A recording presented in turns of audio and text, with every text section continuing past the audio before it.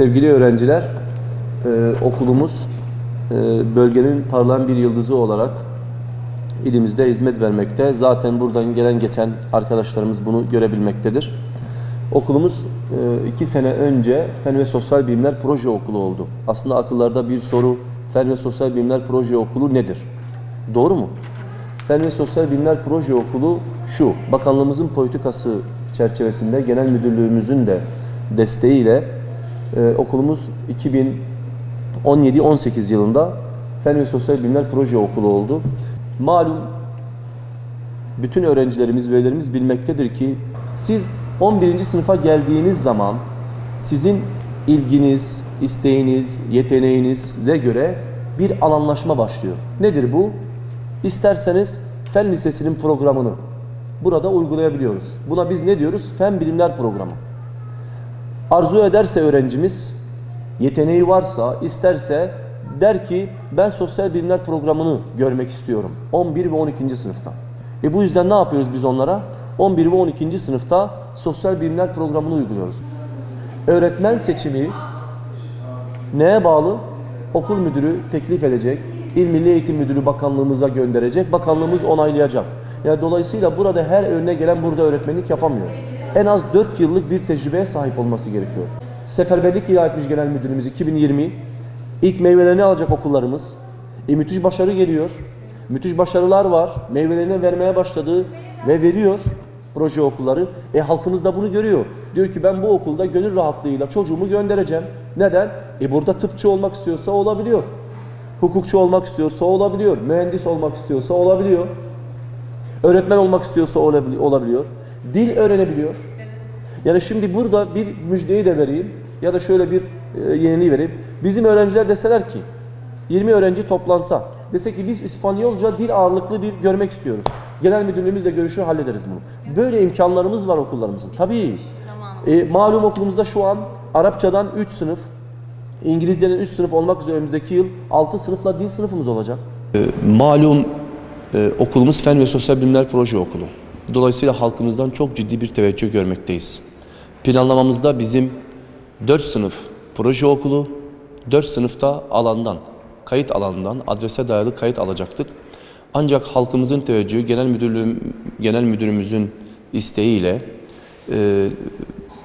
bu teveccüh karşısında kayıtsız kalamadık ve 256 olması gereken kontenjanımızı 332'ye çıkardık ve hamdolsun birinci tercih döneminde, öyle diyelim, düzeltelim, 332 öğrencimizi almış bulunmaktayız. Dolayısıyla sadece bu 2019-20 eğitim öğretim yılında sadece 9. sınıfta 332 öğrencimiz olacak. Şöyle bir örneklendirelim. Desek ki bugün 500 açıyoruz kontenjanımızı, imkanımız olsa, fiziki imkanımız, altyapımız buna müsait olsa 500 öğrencimiz dolduracaktır burayı. Halkımız çok ciddi bir teveccüh göstermekte. Neden aslında buna bakmak lazım? Neden halkımız bu kadar teveccüh göstermekte? Sözlerimin başında şunu ifade ettim. Okulumuz Fen ve Sosyal Bilimler Proje Okulu. Ne anlama geliyor? Şimdi İmam Hatipler daha önce katsayı problemiyle uğraştılar. Sadece belli alanlara yönlendirildiler. Belli alanlara gidebildiler.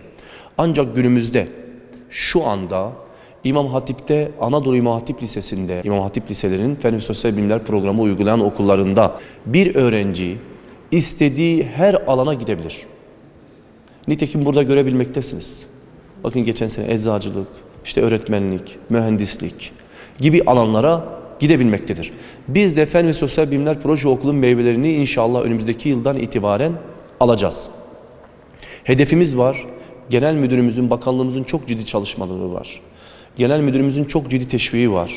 Ve 2020'yi biz akademik yıl ilan ettik. Allah nasip ederse önümüzdeki yılda burada çarşaf çarşaf listeleri yayınlayacağız. Öğrencilerimiz işte tıpa gidenler, mühendisliğe, hukuka, öğretmenliğe, diğer başka alanlara yazılımcı öğrenci yetiştireceğiz buradan. Ülkemizin kalkınmasında çok ciddi hizmet edecek öğrencileri biz burada yetiştireceğiz. Veliler ya da halkımız neden bu okullara teveccüh gösteriyor? Neden bu kadar ilgi var? Çünkü az önce de ifade ettim. Çocuk buraya geliyor. Medeniyetini, kültürünü, ahlakını, dinini sağlam kaynaklardan öğreniyor. Bununla beraber diyor ki ben doktor olmak istiyorum, doktor olmak istiyor. Onunla ilgili çalışma yapıyoruz. Mühendis olmak istiyorum, mühendisle ilgili çalışmalarımızı yapıyoruz. Öğretmen olmak istiyor, onunla ilgili çalışmalar yapıyoruz. Yani her alana biz öğrenci gönderebilmekteyiz. Dolayısıyla halk da bunu görüyor. Meyveleri var.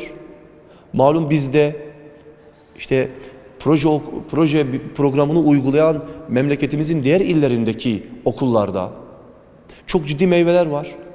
10.000'in içinde çok ciddi öğrenciler soktuk. Eşit ağırlık alanında, sayısalda, sözelde.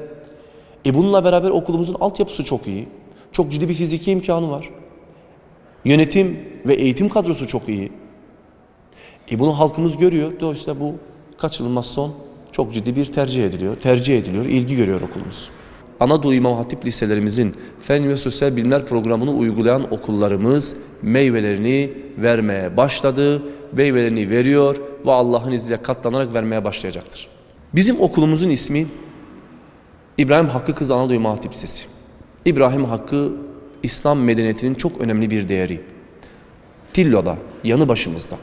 Öğrencilerimiz biz ara her sene öğrencilerimizi oraya ziyarete göndermekteyiz. Gönderirken hemen orada girişin yanında bir levha var. Tedrisat var orada. İbrahim Hakkı Hazretleri'nin tedrisatı, hangi dersleri gördüğü, hangi alanda çalışmalar yaptığı. İşte orada fen alanları var. Yani ya da modern tabirle pozitif bilimler. Bununla beraber dini bilimler var. İşte bizim okul da bu misyonda.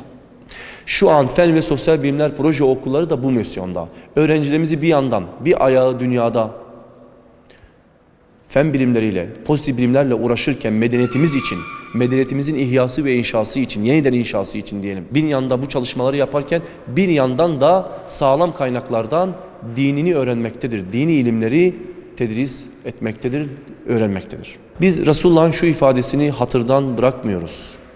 Yani ölmeyecekmiş gibi dünya için, yarın ölecekmiş gibi ahiret için. İşte bu düşüncede insanlar yetiştirmek arzusundayız. Aynı zamanda diğer bir ifadeyle Resulullah'ın emriyle dünya ahiretin tarlasıdır. Biz dünyadan vazgeçemeyiz. İnsanlık için, adalet için dünyadan vazgeçemeyiz. Dolayısıyla bir yandan dünyaya çalışırken diğer taraftan da ahiretimizi, istikbalimizi düşünmemiz icap ediyor. Bu düşüncede de öğrenciler yetiştirme arzusundayız. Siirt'teki bütün velilerimize, halkımıza şu çağrıda bulunuyorum. İnsan bilmediğini ya yanlış bilir ya korkar bilmediğinden. Bilmediğini, görmediğini. Bundan korkar. Biz halkımızı buraya davet ediyoruz. İmam Hatip noktasında bir kafasında soru işareti olan, aman ben öğrencimi göndereceğim de acaba şöyle midir, acaba böyle midir, ne ders veriliyor, öğretmen kadrosu nasıl, öğrenciler nasıl vakit geçiriyor, orada fen laboratuvarı var mı gibi aklında soru olan bütün velilerimize ya da başka sorular, aklında soru işareti oluşmuş bütün velilerimize şu çağrıda bulunuyorum. Lütfen gelsinler, bir çayımızı içsinler. Okulumuzu tanıtalım, onlara gösterelim, okulumuzun başarılarını anlatalım, okulumuzun misyonunu, vizyonunu anlatalım, okulumuzun fiziki imkanlarını anlatalım, öğretmen kadrosunu anlatalım. Okulumuzda okuyan öğrencilerin hangi alanlara, hangi üniversiteye gittiklerini ya da gidebileceklerini anlatalım.